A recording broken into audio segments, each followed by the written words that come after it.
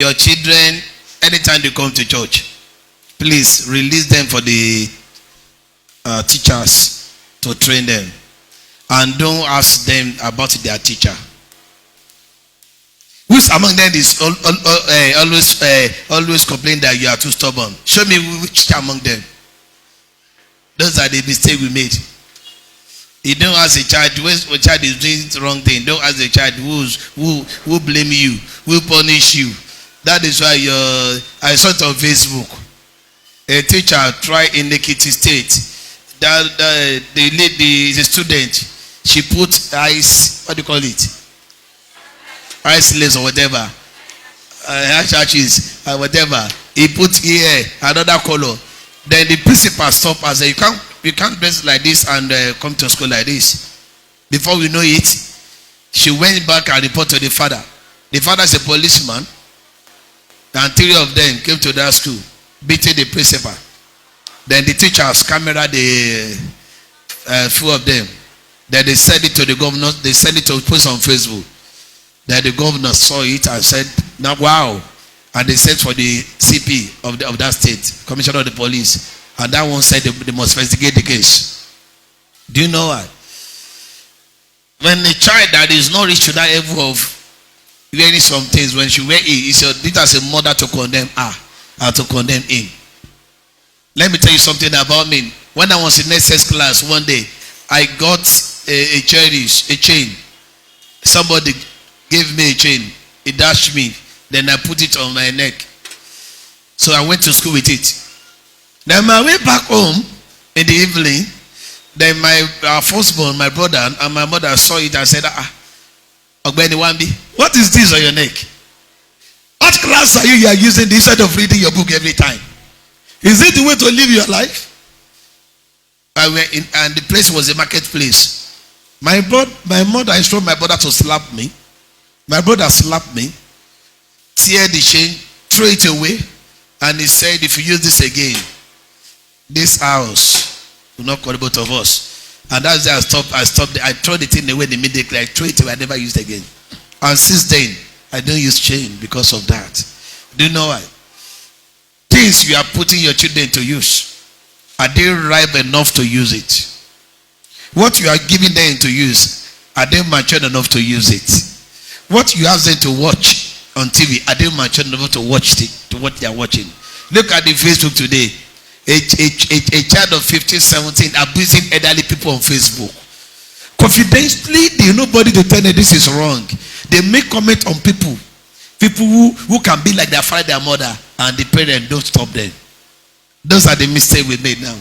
So what are we doing as a Christian? It's your child that doing something that is wrong. One of the girls in the choir, her mother reported that to me last year, that he carried the mother's phone, begin to shout on Facebook with somebody. Then the mother reported her. I punish her because of that. Now let's now talk. Are we train them in a way that they must not do what they are not mature enough to do? Are you showing them what they must not see? These are the mistakes that we need to correct ourselves. Particularly you mothers here that used to naked yourself in the best of all those boys. You are the one finishing them small. Don't show your boys that grown up your nakedness, your breasts, your stomach. Do you know why? Even don't let them see your bra. Talking of pint. That is why you finish their life. As they go up to watch you, saw your pint, your bra, they touch it. At your age, the more they want to see what is inside the woman's body. That is why you finish all those guys, all those children.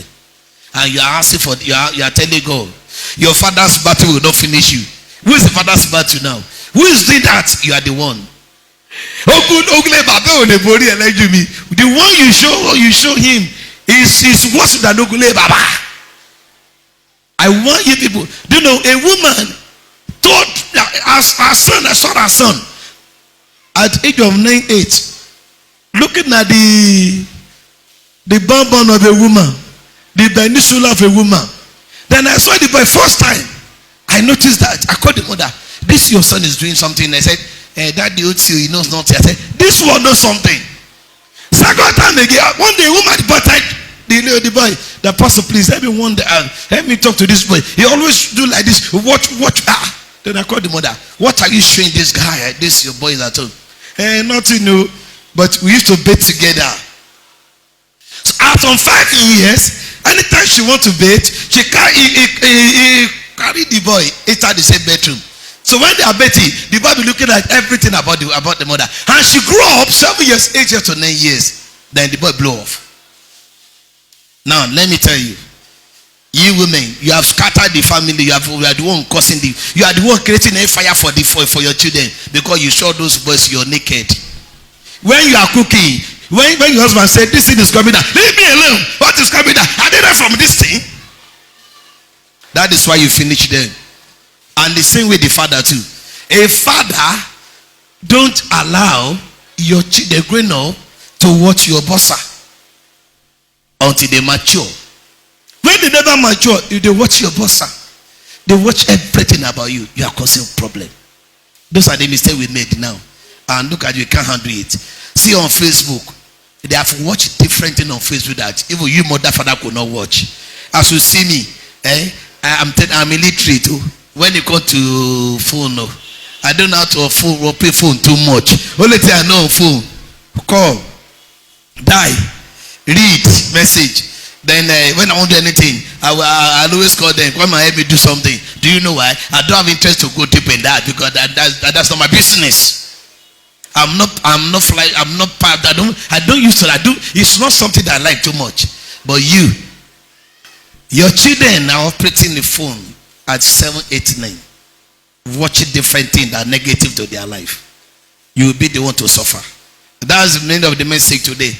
Hey, your children, they are the arrow in your hand. Be very careful how you use them.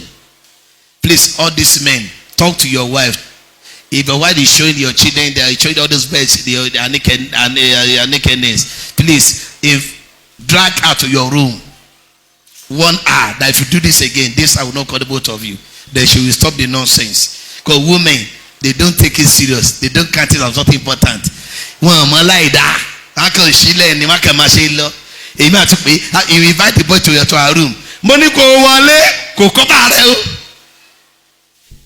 And mẹ́rin láti fẹ́ bí àti yé mẹ́jọ kalẹ̀ ìkẹyìn lélẹ́yìí ibẹ̀ ló gbà jáde ọmọ yìí náà ló mú so ọdún ẹ̀mú tóbi yẹn sókò dánmú ẹ̀ mọ̀ látọ̀dún wo ló ti mú láàsì ó dáhùn ọmọ wa lóbìnrin gírí tírìtì ó pariwo kiri ogun ayé ni eléyìí sógun ayé eléyìí sógun ẹlẹ́yẹ ìwọ́gán lógun ayé tó jà ṣáà bínú. Even those ladies that came to church, when you come to church, when you open your laps too much, open your breast, those that are wearing some clothes, sorry to say, I'm not abusing you, I'm telling you, you wear a clothes that open your breast. Your mommy, and as they look at the mommy, they are looking at me. Look at the thing you have caused. See, our no cause in the life of the other children. A woman always covers something that private to her. That's what I'm talking about. How did you know all those guys? Let me tell you, Oju was sharp. Play one day fast. What about you? We don't know anything too much. But all those ones, hey! Before you sit down, they know. As I told one last 3 years ago, I suffering. I saw the color to get. So what did you get? That is what they do. That is why you women, what do you do cause for your marriage? See, you soft. That is why. Look at the children. Be very careful what you're doing before what you do in that presence. Am I ever allow money? Even a woman don't allow a child to enter their room every time. You don't want to know how they go over. Are they mature enough to go to your room? I told mature, it's a guy, I told mature that if to back clean, it doesn't mean anything. But this is what are going up. See what they expose. What they are supposed to, we finish them. Èmi àkó pàǹtì sí ní àsúnyà sọ àtúwání ó yá tún jí wá bá ń gbé kìíní jáde àwọn agbègbè bàjẹ́ tó ti gan àgbè jáde. You know what? See, can you be that? That's our problem. Ìdílé Ọlọ́run ìdílé Kristẹni what they wear at home is the first thing that dictate about their Christian marriage. Say you Bibi Bible dada now. Bible ogboyin. So ewa mo tewo yen aye tan je ile course wala fa mo lomo. Àwọn mo te ko won ní ògo tó dá. Ọlọ́run gan ni ma jẹ fa ọmọ yẹn. You are the one scattered the covenant in their life. Look at my children, all those boys, they don't enter our room. They enter our room where we sleep, we talk. But the inner room where we kept all our privacy, they don't enter the place. When you obey, everything when you obey. Only their sister enter that place. Do you know the reason? Because I don't want them to know anything about that until they mature to that level of a man. If people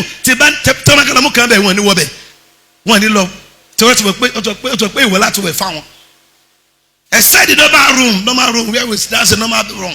But the inner one where we keep everything about my wife and if I die, they don't enter the place. For the boys, because they must not see it yet. But you, for all people as a Christian mother, Christian father, only pantry tell you pussy. Inú lẹ́yìn taga tẹran ló wọ yàrá. Àwọn ọmọ kọ́kọ́ ń wo bẹ́ẹ̀ jáde. Wọ́n wo bẹ́ẹ̀ jáde. Ojú ẹ̀kẹ́ náà rí. Ibi àtún ní oya let me throw this is my menstruation this thing away. Àtúgbè lọ́mọ lọ́kọ́ lọ sọ́nù. Your dirty thing in your body go and give yourself to go and throw it away. Jọ ohun tó sọ̀kè lọ́wọ́ ẹ̀ ṣé kò ní fẹ́ ọmọ tó wà mẹ́. Ibi tẹ bá wọn dé náà lẹ́wọ̀ àyè. Ẹ wo Jésù torí ẹ̀ ìjọba Ọlọ́run kẹ̀ tí bá gbọ́ lẹ́nu ẹ̀ pé lọ sí ìjọba Ọlọ́run. Níbo ló fẹ́ lọ pẹ̀lú wà tó wù lọ́wọ́ yìí. Òfin kò jọba wà fáwọn àwọn jẹgẹjẹgẹ àwọn dandan tán títí gba yìí wò náà Nàìjíríà máa ń lọ sáàrùn ọdún bọ̀ ọ lásàrùn kẹkẹ tó ti bá yà ọmọ yẹn jẹ ọ̀run kò lè sí fọlùwà rẹ̀ tó dáyé wọn ti bàjẹ́ kó tó lè fẹ́ sí ọ̀run fún wọn. ṣé ẹ bínú ṣètò rí ẹ see the word of God is the truth òótọ́ bẹ̀ àlè gbọ́ láíláí ẹ jẹ́ bí èèyàn fi tẹ everybody afẹ́ gbàdúrà ọjà dìde dúró ọjà dìde dúró let's run our feet.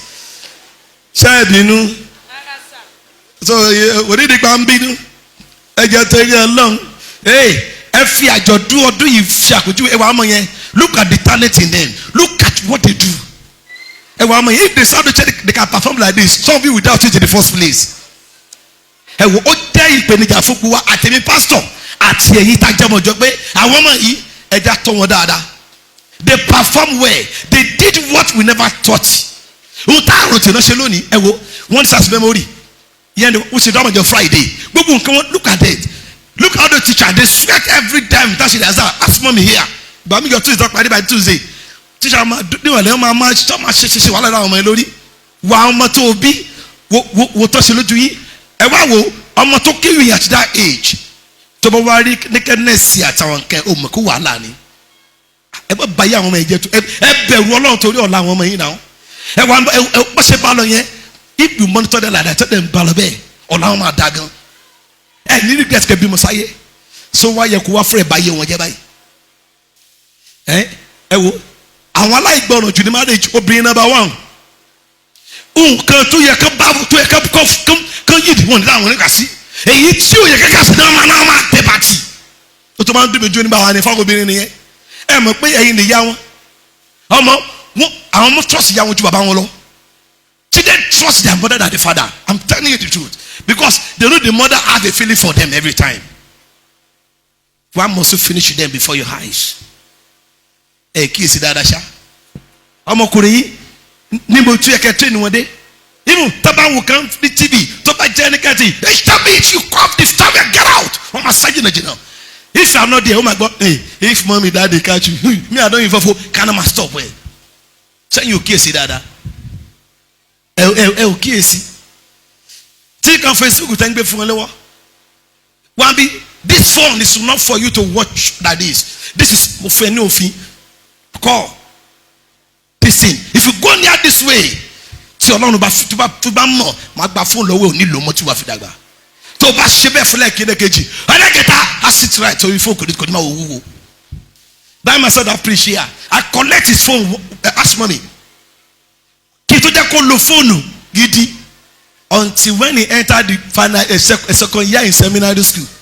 ọdún ló máa parí ọdún gbèsè ọdún asọ mi láìṣe fún ní fóònù èèmọ́ mi wá jókòó àwọn àpè jókòó àti ẹni wọn bẹ́ẹ̀ àwọn tó ṣe mítì pé kí lè rí sí yes àìsàn wá fún ní fóònù ní second year tó fẹ́ parí seminary school that's this year mi ò àti àkọlé àjẹkọlé fóònù kankan do you know the reason because we study a child before we release anything for that child that is what we do because whatever you do and daddy mọ́mí ṣe bọ̀ tẹ̀yìn náà ṣe bẹ́ẹ̀ ṣe bẹ́ẹ̀ alẹ́ ṣe mí òun náà dẹ̀ ṣe wò ó ta sọ fún ní ọjọ́ kan tẹ́ bá ti gba àwùjọ ṣé you kiss ṣá ẹ wò mí tí bá bọ́ ọmọ wí me and my wife the same thing lájọ máa ń sọ òkè bá gbé bá sọ tèmi lẹ́yìn ọ̀nà you know we don't do that because òun bá ti mú kí àwọn mi bọ́ ọmọ wí tẹ̀mí ní ìyá ẹ̀ burú òun kanra kiri ni ẹ̀ mọ́ ọ̀dà lóhùn continue ọjọ́ kan náà tẹ́wọ́n ní bàbá wí anybody that is say you say my mom is torí ẹ ọmọ yín wọn respect ẹ̀yin méjèèjì torí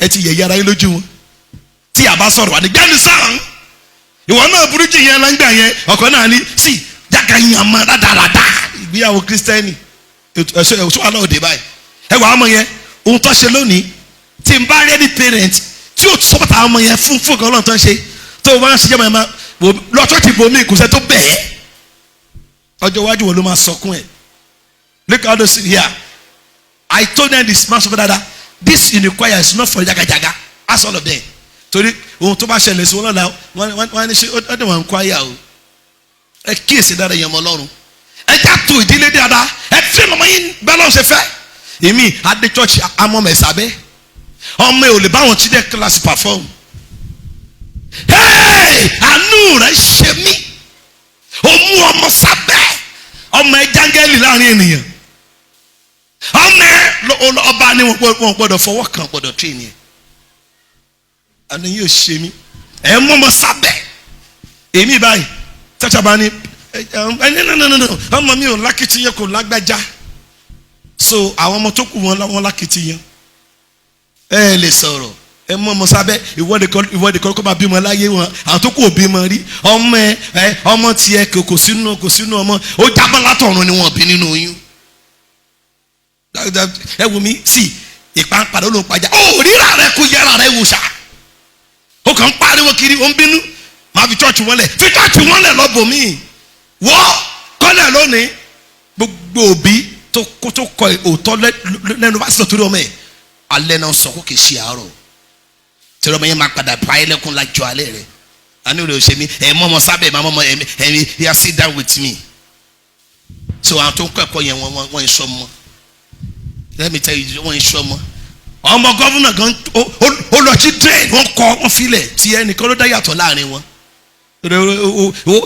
sí ìgbé ayé ìhìnrà níwájú ọlọ́run àti ènìyàn ó ló ń gbé òrẹ́ níbẹ̀ so tọ̀rọ̀ bó bá wù ọ́ ó lè sọ pé no problem òótọ́ símọ́ torí pàpọ̀lọpọ̀ wọn fẹ́ kí mẹ́bàá sá lọ chọ́ọ̀chì wàhálà ta ní ká pásọ̀ kan nínú yẹn sìn tí n bá sọ̀rọ̀ jù wọ́n mọ̀ lọ sá lọ ẹ̀yin jẹ̀yà tó bẹ̀ wọ́n next week ẹ má bínú sí mi o torí ẹ̀ náà láyé ṣe bàjẹ́ sáyé ò bàjẹ́ báyìí ẹ bọ́ ta sáyé ò bàjẹ́ ẹ lè sọ̀rọ̀ mọ́ sáyé ò bàjẹ́ kí la wáyé bó la wáyé ayé ti bàjẹ́ ti pẹ́ ó wá kọ́ ẹ tó ti ṣe wọn ò rí mọ́ ọmọ yahoo 17 16 18 bàbá àwọn tó wọ 60 years kò ká 20 million rí àwọn ká 30 million láàrin oṣù kan ẹ wá ní kí wọ́n pa wọ́n dànù ṣe bí báyìí ṣe bàbá wọn wà láyé ìyàwó àlàyé wọn dẹ̀ láwọn ọmọ tó ń ṣe bẹ́ẹ̀ ẹ̀rọ tọrọ sọ èmi ó lọ ń wẹ̀ lẹ́lẹ́ta mẹ́ta tọrọ fẹ́ lówó lójú bàbá àti ìyá wọn lè kí síta kọ́ lọ́mọ awítàwítọ́ wọ́n ní chọ́ọ̀chì pọ̀ sí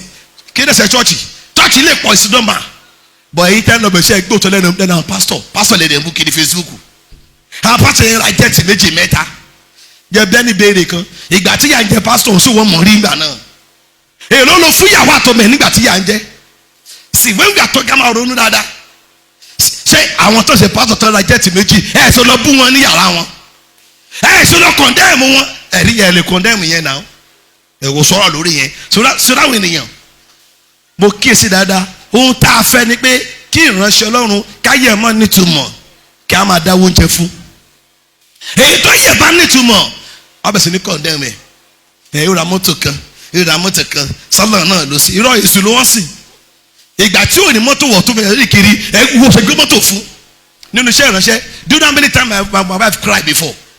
Ọgọ́tọ̀ wú church ló wá lórí. My wife cried like a baby. Nínú mọ́tò. I refuse to cry. But I cry inside. I didn't cry outside. Because tẹ́lẹ̀ máa lọ bẹ̀rẹ̀ ẹkú. Ọwọ́ kẹta ní ẹ̀rẹ̀ ní sùúrù fúnra yín. No, it's a question. Now, listen very well. Ìgbà tí nǹkan wá yí padà táyé tí nǹkan wá dá. Àwọn kan ní akọ́ wọn ti pọ̀ ju wọn àmọ̀ràn sọ̀rọ̀ nìyẹn. Ṣé ro yàtẹ̀rì yẹn jẹ́ kó tó di ọlọ́lá kẹ̀kẹ́ tó kọ̀ ní ẹ̀mú ẹ̀. Ọmọ tó bí ń ṣe bá kíyèsí dáadáa kò sẹ́nìkan tó bẹ tọ́ mẹ ìwọ ohun tó tọ́ mẹ ohun tó forú dúró lórí ṣé pásítọ̀ ló ṣẹ̀ṣẹ̀ pásítọ̀ ni. Ẹ kí abẹ́ gbàdúrà ẹ kíyèsí lónìí láyé òní gbogbo àwọn ọmọ yẹn mi gbọ́dọ̀ rí òbí kankan kó báyé wọn jẹ́. Ẹ fáwọn ìláyè kọ́ wúlò fọlọ́run torí ọ̀la ẹ má fi tiyín kó bá tiwọn ẹ má jà lójú ọmọ ẹ má fa ẹlẹ́gbẹ̀ẹ́ lójú àwọn ọmọ ọlọ́mọ tó jíbọ̀ sáyé tí ó mọ̀ tó gbé wá ẹ má fún ẹlẹ́gbẹ̀ẹ́ èpè tí pọ̀jù lójú yìí ṣé wọ́n fàṣẹ ìfẹ́ ara yín the first place ni èmi a máa ṣe ìgbélé wọn olórí burúkú ni ìyá ẹ ẹmọlọ́jú fẹ́ ni ìyẹn náà ní olórí burúkú bàbá òṣètò ni kí lẹ́sẹ̀ àwọn ọmọ torí ọlọ́run ẹ kàn bá wọn nínú jẹ́ ẹ pa wọn lẹ́kún wọ́n máa kínú yàrá ẹ̀yẹ nírìrò kò tó lè fún ṣèpèdójú àwọn ọmọ rẹ kíyèsí sóyè kọ́ gbọ́ lẹ́nu wọ ìyá gan ẹ wo mi àrùn àpáàdì làbí ìṣẹ̀lẹ̀ gbẹ ìtẹ bá ń ṣerú ẹ òótọ́ ni mo sọ lónìí abẹ́ gbàdúrà tó lẹ́yìn òní ro kòkòrò nínú ayé rẹ dáadáa ronú ayé rẹ dáadáa wo ìgbà àbọ̀ tó wá sí yẹn ìgbà tó stubborn ìgbà tí àwọn mi àjọ dáwọ́ lé ní pé wọ́n ànígbà fún ẹ àjọ ṣó ẹ ní àti ètò ìjọ ìwà pé wọ́n ànígbàsẹ̀ ọjọ́ kan àwọn bọ̀lá church báyìí mọ́mí ní ká ya school àmọ́ drive dé báyìí kò mọ̀ kó à ń bọ̀ ó sàgbàdà wọlé mo tún bẹ̀rẹ̀ mo ń sàgbàdà bàbọ̀ bí mo dé school ẹ̀ mọ́mí léèrè mo dẹ̀ mú ẹgbàá ibo ló ti rí spec ta ló rà fún ẹ lójú àwọn class teacher mo ní ẹsùn mẹ́yìn ọmọ pastor mo ló yà line up mo nà nípa kẹrẹ more than 15 àwọn ẹ̀ṣẹ̀ ẹjọ́ ní ẹjọ́ sáà it's okay but don't come closer jẹ́ kárí mo tẹ́ bàjẹ́ so my reason ọmọ wa ọ̀run àpáàdé wa ó wọ ní ìdílé kìrìsìtẹ́nì kọ̀ọ̀kan ẹnikẹ́ni wá bí ọ̀run àpáàdé gbọdọ̀ dúró síbí ọ̀run àpáàdé bẹ́ẹ̀ láti inú ayé kì í ṣe ọ̀run nìkan bọ́ọ̀tì wọ́ ẹ máa ṣe bí káta ara lójú àwọn ọmọ kiri ilé ẹ̀dọ́ ṣe àdókò bá yín ni ìgbà tó yín fara yín ṣe tí wọ́n ń bẹ̀ ni tó bá dẹ̀ kàn fún yín ẹ lọ sọ́fẹ̀lẹ́ ara yín ẹ̀fọ́ amọ́lọ́mọ kalẹ̀ ẹ má kó tí bá ọmọ lọ́mọ fẹ́ gbàdúrà bá parí sí bẹ́ẹ̀ kí mi déédéé láwọn no consign me òótọ́ bẹ̀rẹ̀ wípé tí ìránṣẹ́ ọlọ́run bó sọ díkò dára yìí ẹni pásítọ̀ tí o ti lè so tọ́ ní gbangba fún iṣẹ́ ìránṣẹ́ ọlọ́run ò pè ẹ́ ohun tó fẹ́ jẹ ló pè ẹ́ ó dẹ̀ ló máa jẹ kú táyé máa fi bàjẹ́ torí wọ́n máa padà ṣẹlẹ́yẹ lẹ́yìn ikú ẹgbẹ́ ọ̀rọ̀ pásítọ̀ wo lórí ibú mọ́ ni àsọ fẹ́ẹ̀kì tí ẹni kò sóta àgbòtọ́ lẹ́nu ẹ̀rí ọgọ́ta pàdé olóòótọ́ wá níbi ṣé mi ò ló sòtọ́ yìí wá tá pásítọ̀ sòtọ́ bẹ́ẹ̀ sọ torí náà kó tó di dẹ́bù yẹn á pariwo lẹ́yìn lórí bó o bá lọ chọ́ọ̀chì tó ti ní fòótọ́ ó wà rẹpẹtẹ lẹ́kọ̀ọ́ pọ̀ yáfúyáfú 1 hour ni pàdé ọba tiẹ̀ lọ.